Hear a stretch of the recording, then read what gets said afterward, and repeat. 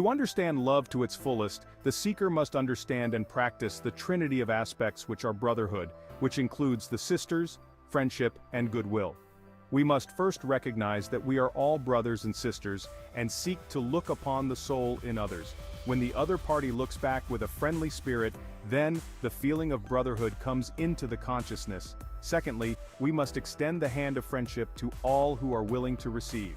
Finally, the true seeker must become a radiant center of goodwill, desiring what is best for all, whether they agree with him or not, whether they like him or not, and whether they understand him or not. Perhaps Jesus gave the greatest example of goodwill when he said, "You have heard that it was said, 'Love your neighbor and hate your enemy.' But I tell you, love your enemies and pray for those who persecute you, that you may be children of your Father in heaven. He causes his sun to rise on the evil and the good, and sends rain on the righteous and the unrighteous. If you love those who love you, what reward will you get? Are not even the tax collectors doing that?" Matthew 5:43-46. When we look upon the world and see problem areas like the Middle East, that which is most obvious is a lack of goodwill. It wouldn't take a very high percentage of the people sending goodwill to turn the whole area into a land of peace and brotherhood. The reason for this is goodwill is contagious, just as hate can be. One person exercising goodwill in the midst of negative people draws attention and makes people think about their own thoughts and actions.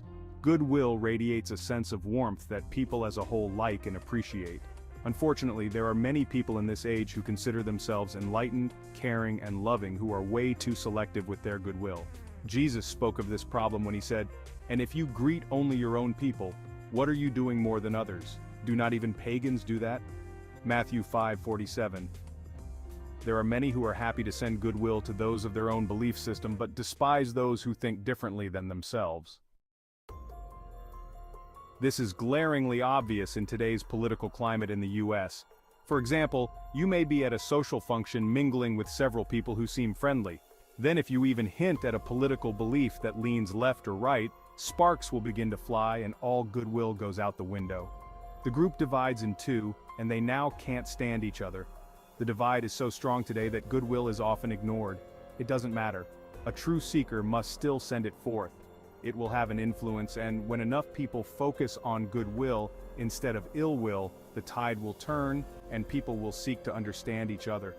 We may not always agree with each other, but goodwill and understanding will bring us to right human relations. The next time someone insults you, calls you a name, or disagrees with you, do not attack back but let him or her know you only wish him well.